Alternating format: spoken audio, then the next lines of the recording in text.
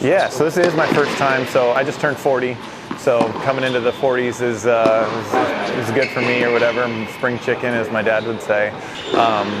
I've been playing a little bit with my high school kids. So as a high school coach, that's my kind of main source of hitting partners is 18-year-olds and that kind of stuff. So played with a few former players and a few current players, trying to polish up and knock the rust off, or however you want to say it. On the one hand, I try not to overanalyze everything, but on the other hand, I looked up every single player and what their, world tennis number is and all that kind of stuff.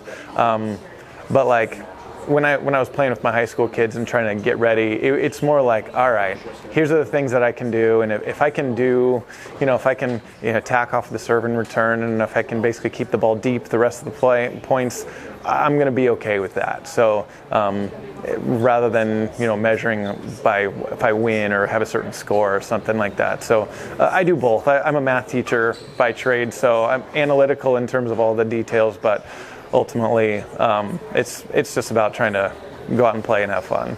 So it was at the end of boys season. I'd been playing a lot with my high school players, and I was like, okay, like I'm feeling good. I can play. And so I looked at all the area tournaments, Heart of America stuff and Valley stuff, and then this level 1 popped up, and I knew that Scott Hanover did like the 35s, I think, or something before. But to realize that it was the 40s, like it was a no-brainer. Like I'll drive a half an hour, people coming in from East Coast, West Coast. So it was definitely one that was circled on the schedule of like, I got to do this one. I think it's like, that tennis is riding a bike in some sense. You learn your strokes, that doesn't go away, but it's the physical piece that goes away. The flexibility isn't there, your speed isn't there, you don't hit it quite as hard as maybe you used to, and so you have in your mind of like, oh, I can get that ball, like I can make this, and then you like physically are unable to perform or something, or your back is sore, and it's like, okay, like I got to maybe reset my expectations a little bit. So just like, thinking about like interviews that like Derek Jeter had when he was like at the end of his career, and like the stuff that he would do to prepare is more like stretching and yoga, and I thought that was like strange at the time, and now I'm like, no, I need to stretch twice a day just to be like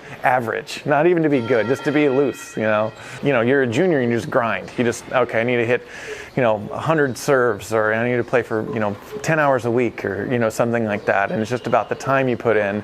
And then I think when I'd played in college, it was more of like, okay, everybody's about the same now. It's the mental game. You have to be strong in the pressure points and stuff. And now I don't know, I'm not old, but in 40s now, so it's a physical game as well, but not in not in like the He-Man strong muscle game. It's physical that you don't retire. I mean, I was looking at this draw, and I think originally there was like maybe 13 people in the 40s draw, and somebody withdraws and somebody else withdraws, and I'm like, all right, somebody like probably just did something dumb, like did yard work and now their back's injured, or I don't know, pulled a calf getting out of bed or something.